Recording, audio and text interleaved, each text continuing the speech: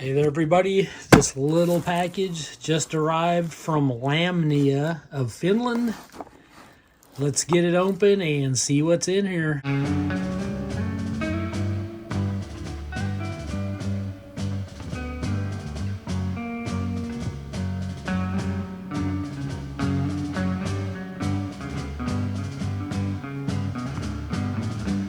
One pill makes you larger and one pill makes you small, and the ones that mother gives you don't do anything at all.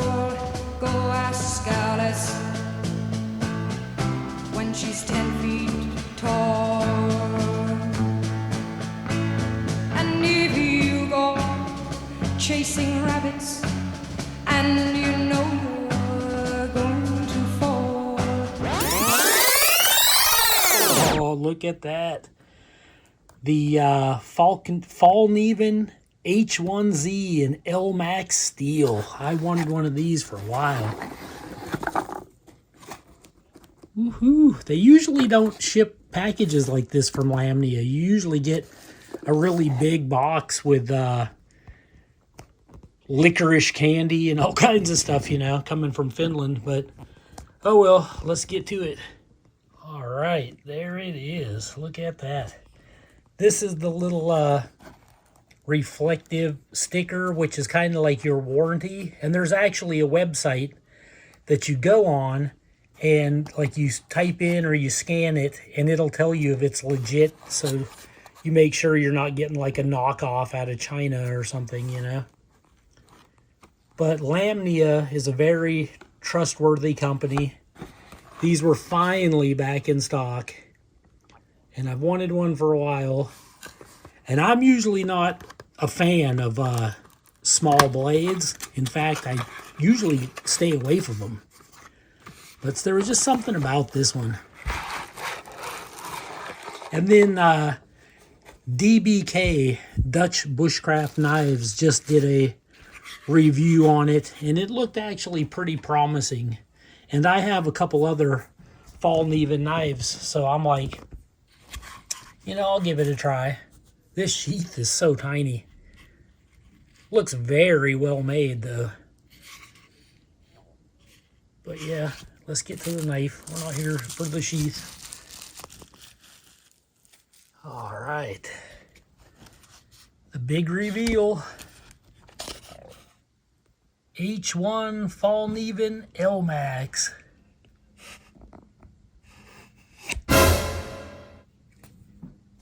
Whew, look at that. Now this is marketed as a hunting knife, and that's why it has this weird kind of rounded down tip. It's so you don't puncture the bowels of an animal like when you're skinning the animal. And that's also why it has such a belly on it. This is a Sabre grind, as you can see. But instead of a clip point, it has an obvious drop point. Look how thick this is. Ooh, almost cut myself. I felt that edge. Jesus. Clear up to the tip, if the camera would ever focus. Look at that.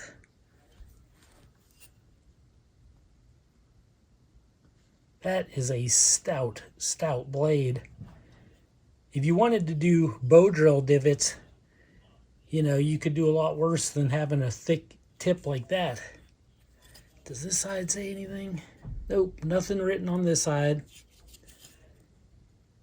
Just has 3 little crowns. Looks like 2 little Scandinavian bushmen or something with holding spears, and it says H1 Fallkniven and then Elmax. This is a full convex saber grind, like from the saber down. That is a full convex there.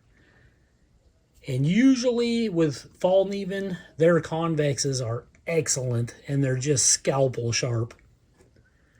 Check out this little rubberized handle. These like little diamond, little triangle or little diamond patterns there. It's a small little knife. It's got a stainless steel pin eyelet pin there that you can put a lanyard in if need be. It has a little weird taper here. I'm not sure exactly if that's just for comfort. I wish it had more of a finger guard, because you don't want to slip up on that. But yeah, exposed pommel tang on it. It is Full-Tang. And let me just see how this feels. Man, for like a little knife, dude. It feels kind of round, almost like a broomstick handle in your hand, but it is a little bit oval, obviously. But yeah, that's just got like a really super grippy, good feeling to it. Ultra lightweight. You could wear this on your side. You wouldn't even know you were wearing anything. For how stout it is, you'd think it would weigh more. Oh yeah, you can just get a killer grip on that.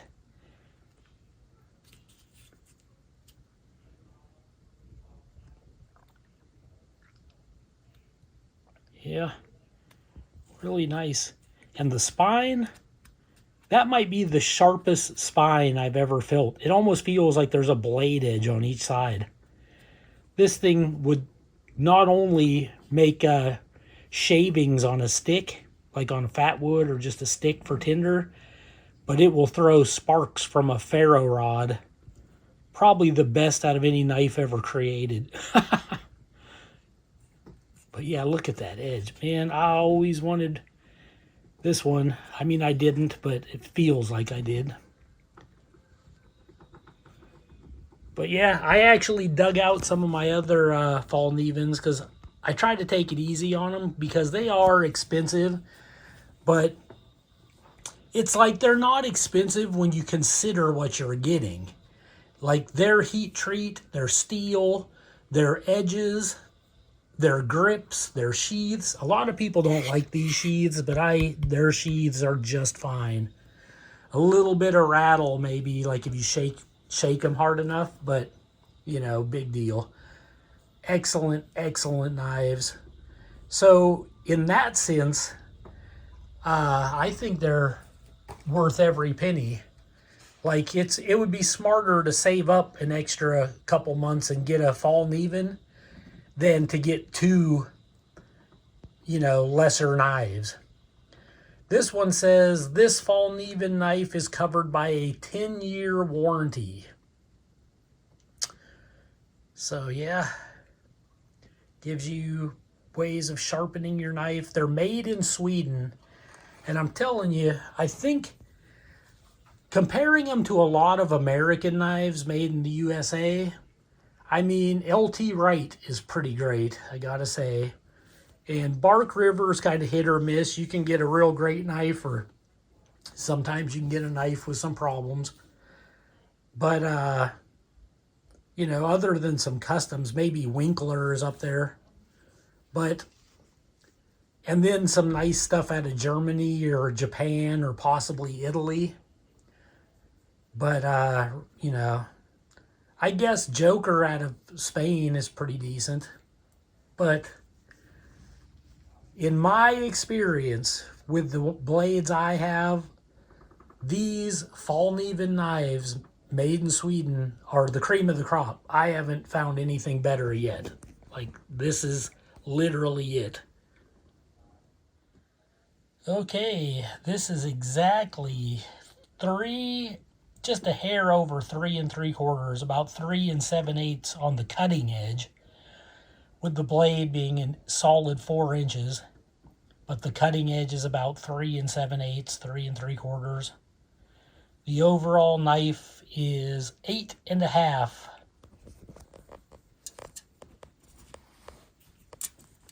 And let's see here. The handle where you grip it is a good 4 3/8, just over 4 1/4.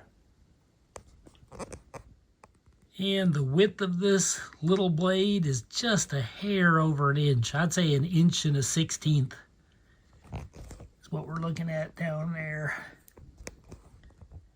And this is 3/16. just shy of 1/4 inch thick on the thickness of the steel stock. Okay, the sheath by itself is 1.8 ounces. And the sheath and the knife together is 7.8 ounces. You wouldn't even know this was on your hip if you were wearing this. And the knife all by itself is an even 6.0 ounces.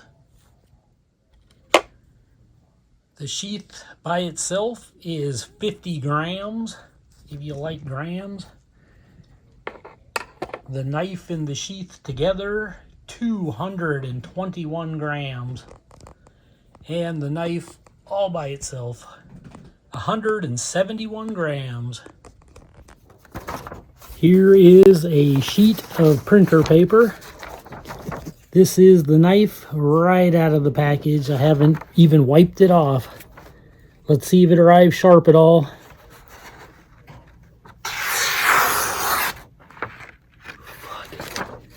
This might be the sharpest knife I've ever owned. Just the way it went through the paper. There's not even a slight bit of toothiness at all. Like, this thing is just unbelievable. I'm afraid I'll probably cut myself. It just falls through the paper. Look at that. Not even a hairy edge.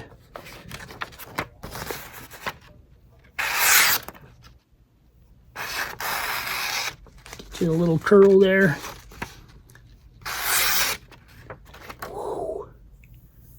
And that thing, that is just, it's unbelievable. I don't know if America and Japan and Germany and all them, Italy, if they even have the capability of making a knife this sharp. And I'm not saying anything good ever come out of Sweden, just as far as I know, just these Fallknivens. Maybe Gransfors, Brooks, and all those axe companies, pretty good stuff. Well, just for the heck of it, I have a Chick-fil-A receipt here. The trouble is they put like glue on the back of them. But I'm fresh out of catalog paper, and I needed some real thin paper. So this being all wrinkly and covered in glue, I don't know if it's going to cut well, but we'll see. Yeah, no issue at all, even with the glue. God, just butter. Okay, I'm going to try to do this with one hand. This is how the knife goes into the sheath. And I can't do it with one hand, of course. Just a light push. You hear just the mildest of click when it goes in there. Okay, there it is inside the sheath. Got the upper retention strap, which is very tight. And it's in there. Let's see if it rattles. It's actually pretty silent. This way, you get a little noise. I have my little pet rabbits are jerking around in their cage in the background, so that's where a lot of that background noise is coming from. That's not the knife. But it's got a little push-off ramp there on there too, see that? Put your thumb on there and push it off. But yeah, and I wouldn't say the retention's super great. I mean, it's in there, but you definitely want to use the retention strap. Because you can hear, it doesn't even click loud when you put it in or take it out, which can be good because it's more stealthy that way. But I want to make sure that I get some pictures and footage of both sides of the blade. Because I'm not left-handed, usually when I shoot a video, the knife's usually facing this way, so I can just grab it easy with my right hand. So I don't want to not show love to this side of the knife, you know. It's a fine side of the knife. But this is the side that has the logo, and this is how I usually have it, because then I can just reach down and grab it, you know, with my right hand. But yeah, wow, I highly recommend this knife. Just be careful though. Probably don't even use it without gloves because it's probably going to slice right through a glove. You might need Kevlar gloves. I mean, this is right up there with a thin razor, you know? Like, it is sharp, even though it is thick behind the edge because it's a convex, but they didn't do it super thick. If I can get this to focus at all. Like, it's kind of like that perfect balance of thickness and thinness right behind the edge. So they got a winner there. Let's do some knife size comparisons though, just to see the size differences. Okay, here it is beside the Cold Steel Mini Bushman that I recently acquired. You can see it says Mini there if the camera would focus, but it never will. But yeah, this is a tiny little knife and spear. And here it is beside the Cold Steel Mini Leatherneck in the dagger style. This is a neck knife here. But you might be familiar with about the size of this, you know, which gives you an idea of how big this is. I think this weighs up at like 3 ounces, 3.1 ounce. And this weighed up at like what, like 7, I think. So that's the weight differences. And here it is beside the Cold Steel Kyoto 2, which is a little bit thicker out of these little neck knives, but you know, it's nowhere near thick like this. But in case you had one of these, gives you kind of an idea of the size between the two. So this is definitely a small hunter's knife, which can do big bushcraft tasks. And I highly recommend you go watch Dutch Bushcraft Knives, DBK, because they just recently reviewed this H1 in Elmax, and they put it through the gauntlet, you know, and it does really good. Okay, and here it is beside a karambit butterfly knife that I picked up at the state fair. Now, I'm not claiming that this is anything special. It says it's 1065 German surgical steel and that it's handmade, limited. But it had a built like a pocket clip, got the karambit loop, got the curved like claw blade. So I was like, really lightweight aluminum. I was like, oh, you know what, I'll pick that up.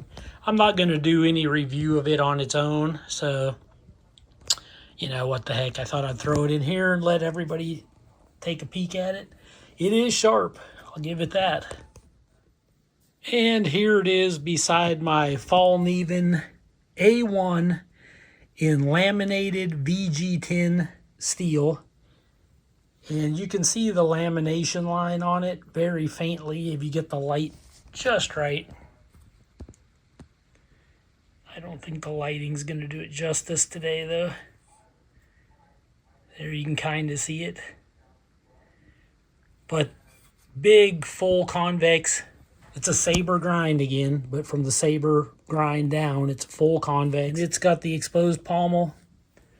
Excellent grip. It does have the finger guard. I kind of wish this one had the finger guard. And it has a super sharp spine. Real thick also. So yeah, I highly recommend either one of these. Excellent, excellent blades. And here it is beside my Fallkniven Modern Bowie in laminated COS steel. It has that lamination line, almost perfect. Doesn't hardly vary at all the whole way up. Pretty soon here, if I haven't uploaded it already, sooner or later I'm going to upload it. I purchased I think it was the second Cold Steel San Mai 3 Trailmaster, because I've been wanting one, because it's basically the equivalent of this modern buoy from Fallkniven. And every time I get one, it's like the grind is just wonky as heck. One side will be real low, the other side will be real high, then the opposite side's nowhere near the same. And even though they're sharp, they're not done right, you know, and I end up sending them back. Because it's like, once you went Fallkniven, like, you can't settle for that crap. It's got the finger jut out there.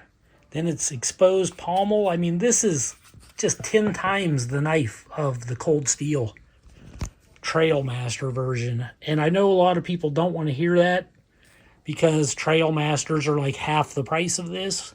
But it's just like, it happens to be the case. This edge is so sharp, you could split your pubes with it, you know? I'm talking like ridiculously sharp. And if you ask hard enough, maybe I'll make a video of myself doing that. But, you know, just kidding. But seriously, if you got to ask for it for Christmas or something, or your birthday, get a modern buoy from Fallkniven. You will not regret it. Okay, and last but not least is the Master Hunter from Cold Steel.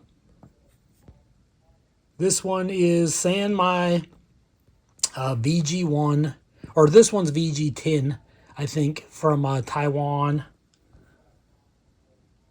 Get this to focus, it just can't do it. Now this, I gotta say, it's thick and stout all the way up to the tip. You can see the lamination line on it. And let me see if it shows it all. It's not showing up super good, but it is there.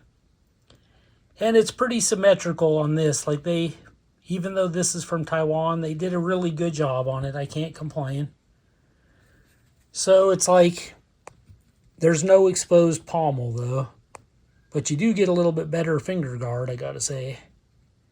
But I love these convex edges. There's just nothing compares. And like I said, this is freaking Elmax, which is like a powdered super stainless steel. It has the attributes of like a tough steel, like carbon steel, but then still has the stainless steel attributes for rust prevention and holding an edge super long. Going up against bone, like when you're chopping into bone as a hunter. So this is just superior in every conceivable way, except not having a protection for your finger. That's about it. Now, if you're just, I'll never pay that much money for a Fallkniven, well, I mean, that's your loss. The closest you're ever going to get probably is the Master Hunter, and it's a good knife. I recommend the Master Hunter from Cold Steel. I really like it. I plan on picking up the other one in 3V.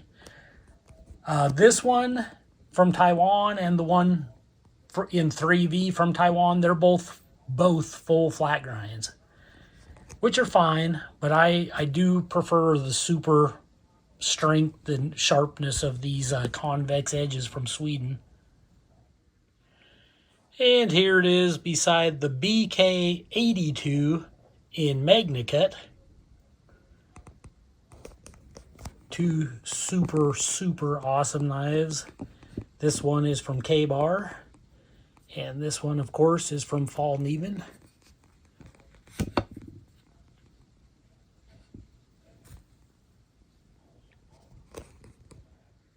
And here it is beside my beloved SE5 in Venom Green with Blaze Orange scales. Now, this is just a true Sabre with the little secondary edge. Great knives.